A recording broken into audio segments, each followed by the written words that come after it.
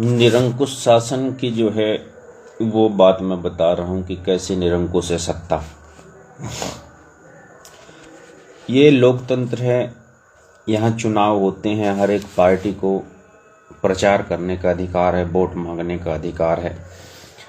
हर party का प्रत्याशी लोगों तक पहुँचता है, जन जन तक पहुँचता है, अपनी बात रखता है। गैरतलाई में जैसे हमारे प्रत्याशी श्री नीरज सिंह बघेल पहुंचे, भाजपा के कुछ कार्यकर्ता सिर से पांव तक दारू में फुल लोड, गले तक शराब पी करके पहुंचे और प्रत्याशी नीरज सिंह बघेल जी से पूछते हैं कि कोरोना काल में आप कहाँ थे। अब फ्री की दारू पी करके, चुनावी समय में जो फ्री की दारू मिलती है वो पी करके, और उसके बाद कितनी अकल होगी इनको। ये सवाल इन्हें अपने प्रत्याशी से, अपने विधायक से पूछना चाहिए जिसे उनने चुन करके बैठाया, सारी बागडोर सौंपी कि कोरोना काल में आप कहाँ थे।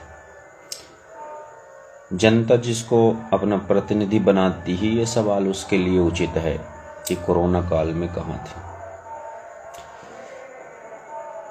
काफी कुछ विरोध करने की और वातावरण खराब करने की कोशिश की भाजपा कार्यकर्ताओं ने। नीरज सिंह मुर्दाबाद, नीरज सिंह मुर्दाबाद के नारे लगाने लगे।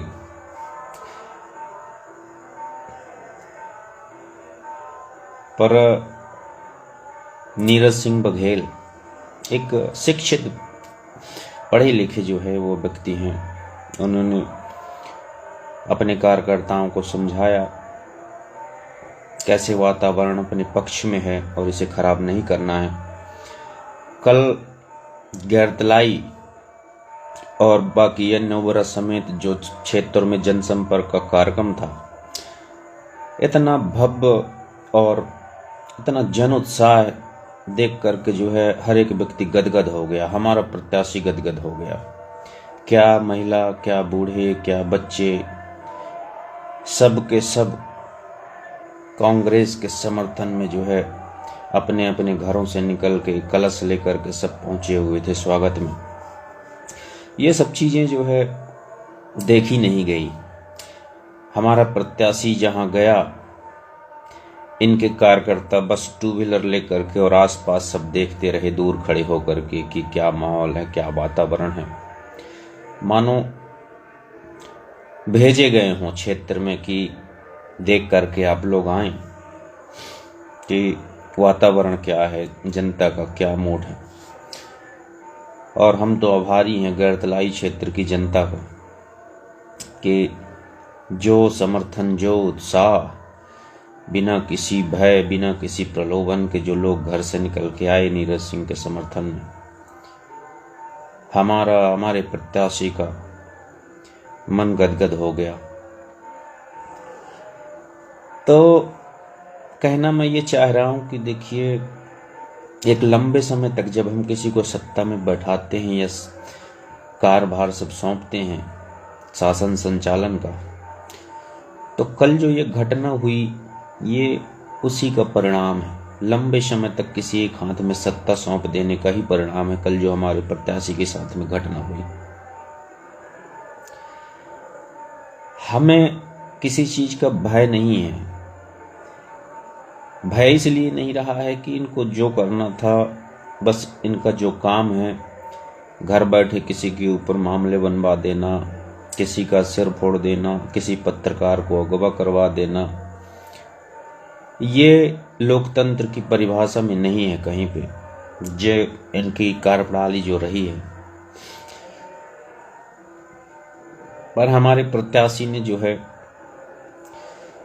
देखा कि अपने पक्ष में बहुत अच्छा वातावरण है और इसी को देख करके अगले आदमियों से रहा नहीं जा रहा, उपद्रव मचाने की कोशिश में लगे हुए हैं। तो उन्होंने समझाया अपने कार्यकर्ताओं को, बोले ठीक है, इनको जो करना हो करने दें, अपन अपना काम करते हैं।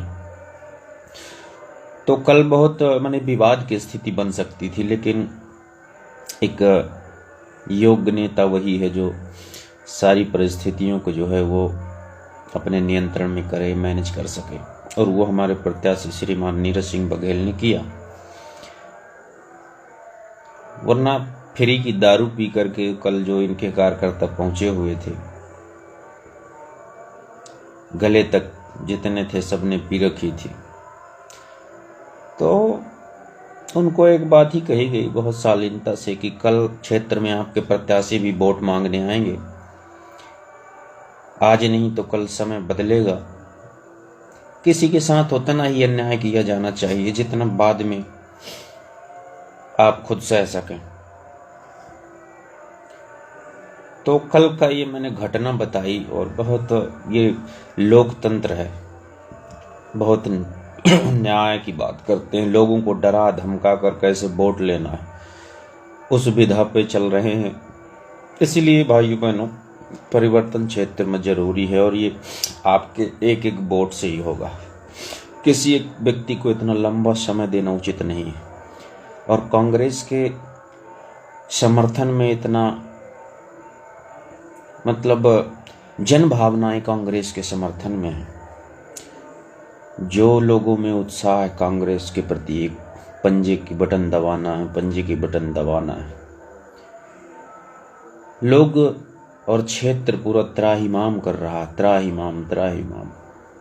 इनके लोग जाते हैं, धमकाते हैं, जो पैसे में बिक गया उसे पैसे में खरीदते हैं। ये स्थिति है। कोई सवाल इनसे पूछता है तो झूठे केस बनवाते हैं। ये इनकी शासन प्रणाली का एक हिस्सा बन गया है। अब कल्पना कीजिए कल जो हमारे प्रत्याशी के साथ हुआ, मान लीजिए फील्ड में जो है श्रीमान विधायक जी होते और कांग्रेस के कार्यकर्ता उनसे जाके यही सवाल पूछते, तो या तो मारपीट हो गई होती वहां, या कि हमारे लोगों के ऊपर फर्जी मुकदमे बन गए होते। क्योंकि आप सवाल सुनना नहीं चाहते, लेकिन हमारा प्रत्याशी सीधा साधा व्यक्ति है, पढ़ा लिखा व्यक्ति है, वो हिंसात्मक प्रवृत्ति का नहीं है, इसलिए सारी चीज़ें मैनेज हो गई, वातावरण जो है वो व्यवस्थित बना रहा। तो इस बार जन समर्थन बेहिसाब है, ब्राह्मणों का आशीर्वाद नीरज सिंह बघेल जी के साथ है, क्षेत्र की जनता का आशीर्वाद है, और साक्षात कहें शंकर का आशीर्वाद नीरज सिंह के साथ में। परिवर्तन होगा, और परिवर्तन अवश्यंभावी है, अनिवार्य है, होना चाहिए। क्योंकि किसी एक व्यक्ति या दल को इतना लंबा समय दे देना मतलब अपने आप को ठगने जैसा है।